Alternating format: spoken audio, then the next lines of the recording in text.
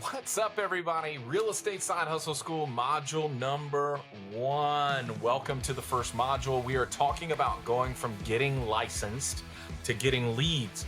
That is what this game is all about. You'll have a lot of people trying to teach you contracts, which are important, but the best way to learn contracts is by having leads who actually want to buy houses, who actually want to sell houses, who make you actually do the contracts yourself. So today in module 1, we're going to run through a little bit of mindset work. We're going to run through a little bit of practical, technical work, but we're going to get you into the right frame of mind, thinking the right thoughts, begin to create the system that will generate leads once you get licensed. Let's keep on rolling. All right.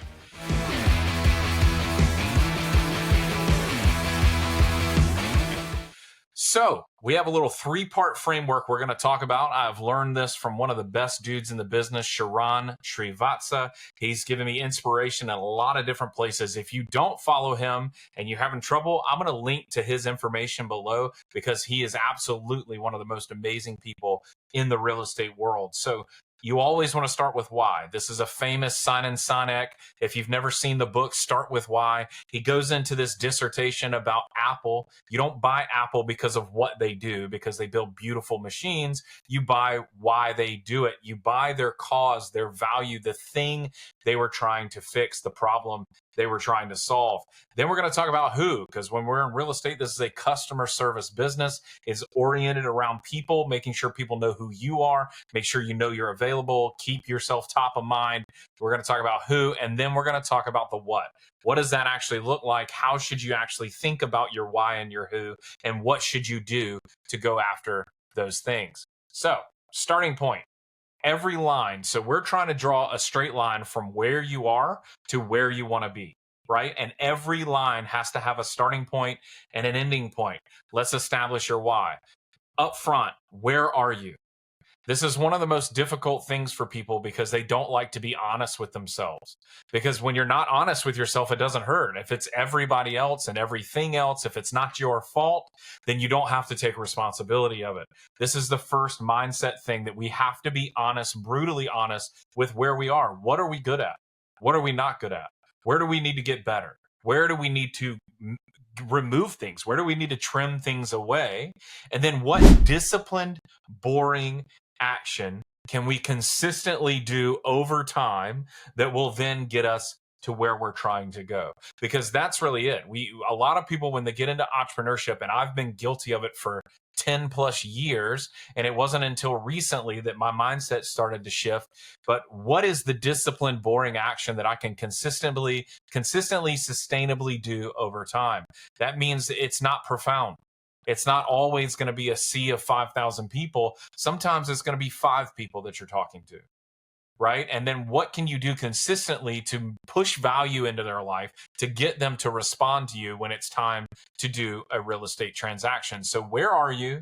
What action can you take consistently, boringly over time to get to where you're trying to go? So where are you? What don't you know? What do you need to know? Do an honest and hurtful assessment of your specific starting point. This is so key. There's so many people out there that are so mindful about what everybody else is doing and what they should be doing better. And they don't do self-assessment. They don't do introspection, looking inward and saying, okay, where have I messed it up in the past? What decisions have I made that have caused mistakes, caused problems, caused issues? And how can I overcome those mistakes? How can I stop making those decisions? How can I move myself into a place where my decision-making apparatus, my mindset about things is better? The reason we're hitting mindset so hard is because as you think, so are you. As you think, so are you. So this is just a vehicle to get you where you're going. This is not the dream in and of itself. No business, no job, none of these things are actually the dream itself. They are mechanisms or vehicles to get us to where we're going. So we've established where we are. Now we need to establish where we're trying to go. Neither one of these do we have to do a perfect assessment. You don't need to take 6 months to decide where you're at and where you want to be. You just need to take a little bit of time, establish where you think you are, start to establish where you think you want to go so you're aimed at something. This will help you track progress to see if you're actually moving towards that target versus just staying in the same place, or even worse, just running around the same mountain. And so this establishment of where you are and where you want to go, it gives you the ability to measure. As you take steps towards it, it gives you the ability to start to take account for where you're heading and if you're making progress. Are you moving the ball down the field? Now, the dream can change. As I get older and as I get wiser, what I think I want adapts. But at least I'm still making forward progress, because then I just have to pivot and change kind of the direction that I'm heading. I don't have to change the fact that I haven't made any progress in 5, 10, 15 years. Why mindset? As you think and purpose in your life, so will you be. As you think and you dedicate, you actually believe, you actually make sure that you believe, you purpose in your life, so will you be. So if you think you can't, you won't. If you think it's possible, even though others are saying it's impossible, you will. This is the kind of stuff, and people like to zhuzh this up and do all this stuff to it, but it's just true. If you believe it, and you will, what happens is belief gets into your actions, whether you realize it or not. True belief moves from thought down into actions. That's how it works. This is why our mindset has to be renewed. We have to focus on new things. One of the ways to do this, and one thing to think about, is how you can push out as much value as you can, as often as you can, to as many people as you can, and watch what happens. And then this is all aligning with where you are and where you want to go. All of it goes through the filter of the destiny that you're trying to get to, right? And so you purpose in your mind, you actually make yourself believe that you are capable and that it's an opportunity and that you can actually do it. And then you push out as much value down that line, down that target line as you can, as often as you can, to as many people as you can. And you just watch what happens on the end of that. So that's our why. You've gotten to the place, you're going to take this and you're going to spend a few minutes, spend a few days, spend a week, and you're going to figure out where you are, where you want to go. You're going to figure out your why. And it can't be just money. Now, it can be the thing that money purchases, the freedom, right? The travel, the lifestyle, the family, the private school you want to send your kid to. Those are all solid whys because they're connected to people. It can't just be money. Money is not a motivator. It's not enough of a motivator to make it so that when resistance comes, and resistance is coming, testing is coming, difficulty is coming when you go down these roads, right? When that resistance comes, the why has to be such a solid foundation that it doesn't matter how strong that resistance is. You pick yourself up and you keep pushing against it and coming up with new creative ways to solve that resistance, to solve that test, to pass it so that you can get to promotion. I tell people all the time, testing is a prerequisite for promotion. On the other side of a test is a promotion. And so when you feel resistance, do a little celebration. Change your mindset about resistance and testing. Start to celebrate, because you know that when you pass this test, when you overcome this resistance, on the other side, you are going to get promoted. Leaders must first, now that's our why. We've got our why out of the way. We're moving on to who, okay? And this is our internal who. Who's on the team? Right? If it's just you, if you get assistance, whatever. Leaders must first get the right people on the bus, the wrong people off the bus. This includes friends. This includes negative relationships. This includes people that aren't aligning with your vision, right? We just set your why. We just set your vision, where you are and where you're going, right? We just set this up. People that don't align with that, you got to get them out. As hurtful as it may be, as difficult as it may be, you got to get them out. Because if they're not helping you get to where you're going, they become anchors that keep you where you're at. I'm going to say it again. If they're not helping you, if they're not fuel on the fire to help get you where you're going, they become anchors that keep you where you're at. Okay. And so leaders must first get the right people on the bus, the wrong people off the bus, and the right people in the right seats. then figure out where to drive it. If the team is wrong, right? If the mindset is wrong, if the attitude is wrong in the group, the results won't, it doesn't matter where you drive that bus. It's not going to get to where it's trying to go, right? So get the people right. Now, this could be everything from which brokerage you choose if you're doing real estate, if you're going to join a team or not. Are you going to pay for a mentor, find a mentor? Am I your mentor? Like, where are you going for this? Transaction coordinator, somebody that takes you from getting somebody contract, doing all the administrative work to closing. An assistant, somebody that can help you make phone calls, organize your life, those kinds of things. Or are you going to get a coach? Now, I'm one of the guys that has come into this business confused by all the coaching that is going on, but everybody who's doing better than me has one. There's something to the strategizing, right? There's something to the accountability. There's something to bouncing creative ideas off of somebody else that will not tell you yes with every idea you come up with, right? And so these are just things you have to think about. Who is on the bus? What seat are they in? Is it the right person in the right seat, right? And this is obviously from Jim Collins. This is from Good to Great. Definitely go read it. Definitely go read it. Then we have who external. Okay. So who internal, who's on the team? If it's just you in the beginning, right? You can't kick yourself off the bus, right? Because then nothing's happening. But if it's just you in the beginning, you need to think about these things as you're building your process, as you're building your programs, as you're building your business.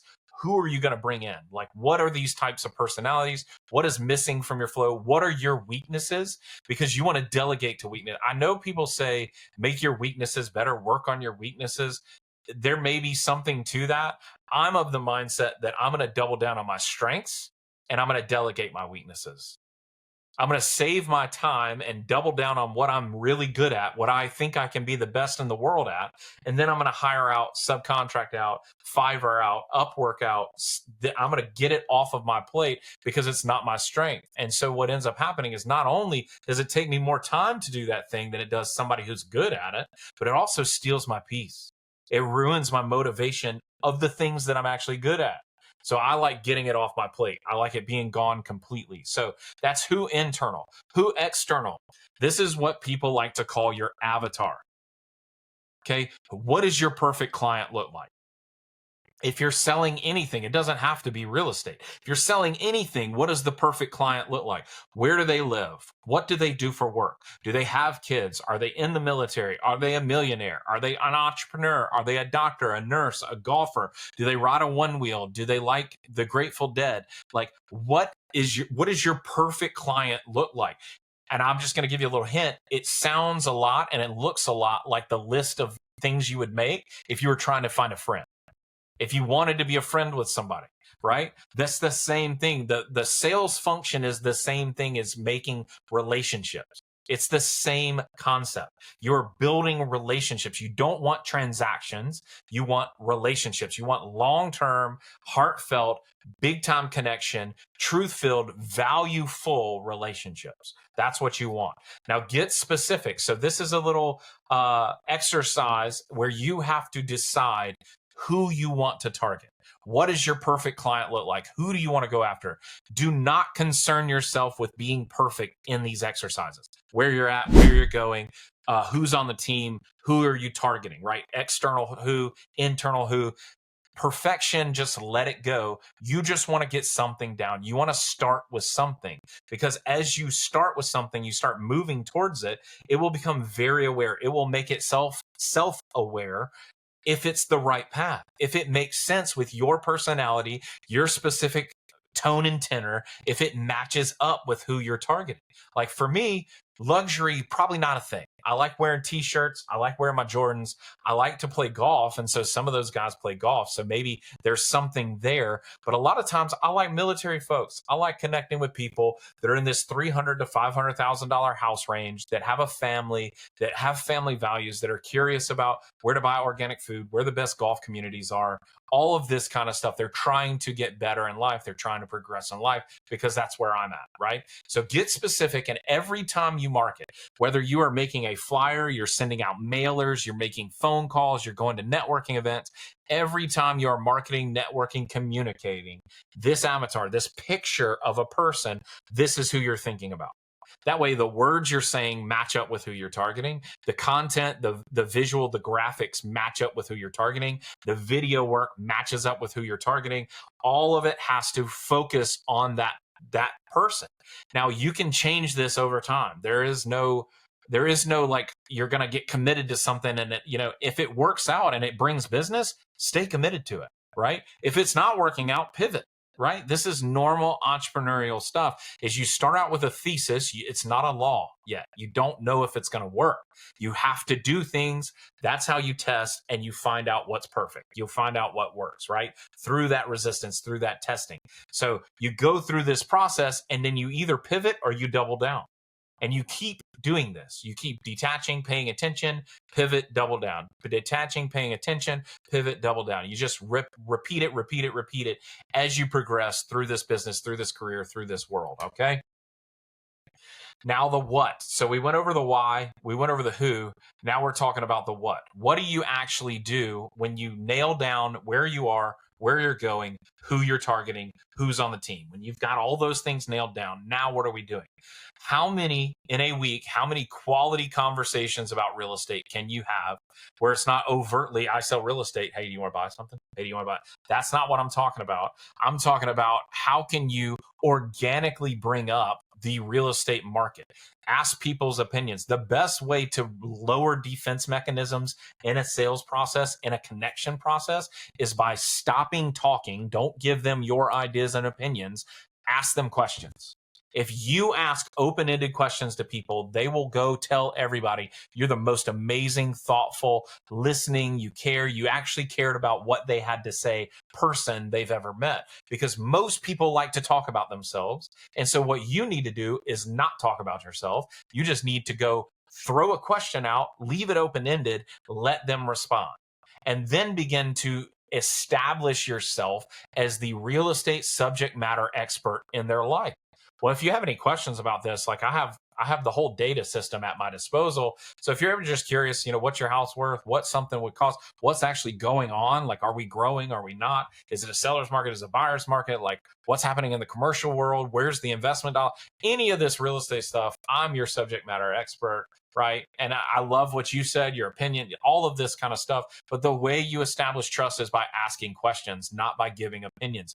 Nobody cares what you have to think. I heard Alex Hormozy do this thing one time, and he said if he was giving nutrition advice and he said you should eat oatmeal, everybody's going to be like, get lost, man. Like, there's no, like, whatever. You don't know what you're talking about. I've heard these other guys say fast, don't eat anything for breakfast. And he said, but if he said, I have a six pack, I'm yoked, right? I eat oatmeal every morning. Then everybody's like, oh, okay, cool. And it's one of those things where you're not telling people what to think or what to do. You're asking them what they think. You're asking for their opinion. And then when they ask you, you tell them what you have done, not what you think. Do stuff, talk about it. That's what he says. How many of these people you're having these weekly real estate conversations with, whether they're in your phone, whether it's a networking event, whether it's marketing videos, whatever, how many of them can you get to raise their hand and say, I'm interested in what we were talking about. Can you tell me more? Can you tell me what my house is worth? Can you tell me what houses in my neighborhood are selling for? Can you tell me where the market's going? And then how do you nurture them? Once they raise their hand, the idea is you're capturing their contact information, name, email, phone number, through some kind of form system, some kind of lead capture system. And then they're in your CRM. They're in your software. They're in your world. And now how do you nurture them over time? How do you continue once a month, once every 3 weeks to pour real estate value into them, not just nonsense. You're not just doing it to check a box. Be thoughtful about it, right? How do you pour into them so that when they're ready to make a real estate decision, you're the expert, you're the one to contact, you're the one that's provided them 6 months of value by the time they get to that place. These are the first steps. So once you get licensed, this is it. Your why, right? Your who, and then your what. So you need to establish the why, because that is the filter through what the who and the what gets washed through. right? That is the filter that you're cleaning your water through, right? That is what you filter out all the nonsense, all the stuff you shouldn't do. So when you go to a real estate event, a real estate conference, you come to this training, you hear me say what I'm doing, right? You filter it through your why. And if it's not moving you towards the target, you throw it away. And you pick up the things, you leave the stuff that actually is moving you towards that goal. That's the whole idea here. That's the whole concept here, right? And so you want to just keep plodding along, moving the ball down the field 1, 2, 5 yards, 10 yards, 20 yards at a time until you get it into that end zone. And then you reestablish a new end zone. You reestablish a new goal.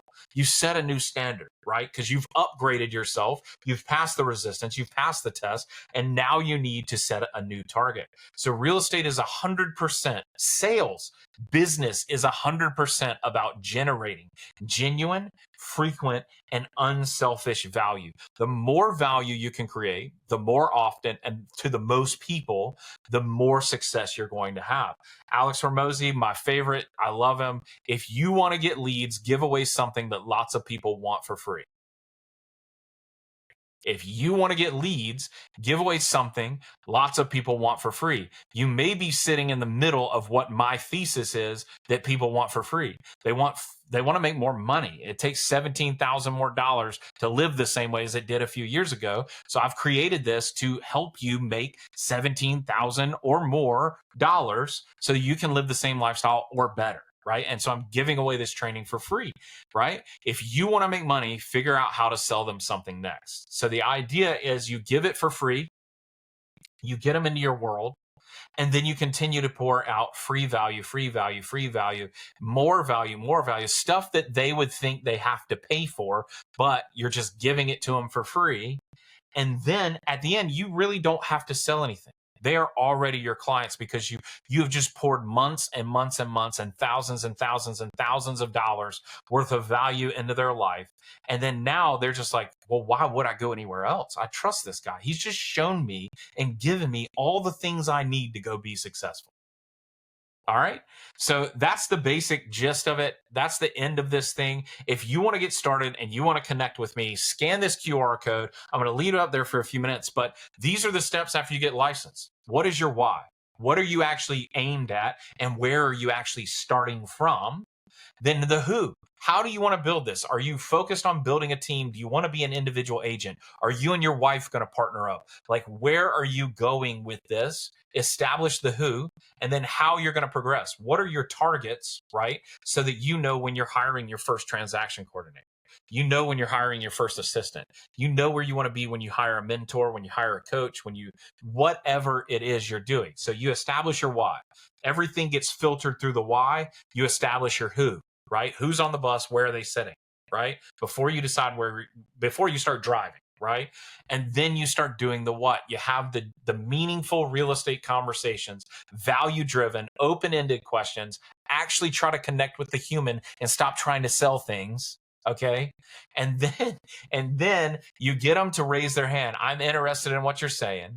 And then you nurture them over time. You put them into a system where you keep giving them value, you give them monthly market updates, the deal of the week, you give them all of this stuff. If you have questions about any of the specifics of those, there's tons of videos. Ask me, connect with me, tell me what you want to know. I'll do a video on it. I'll give it to you for free. That's how we roll here. That's it for me. Nugget out. See y'all.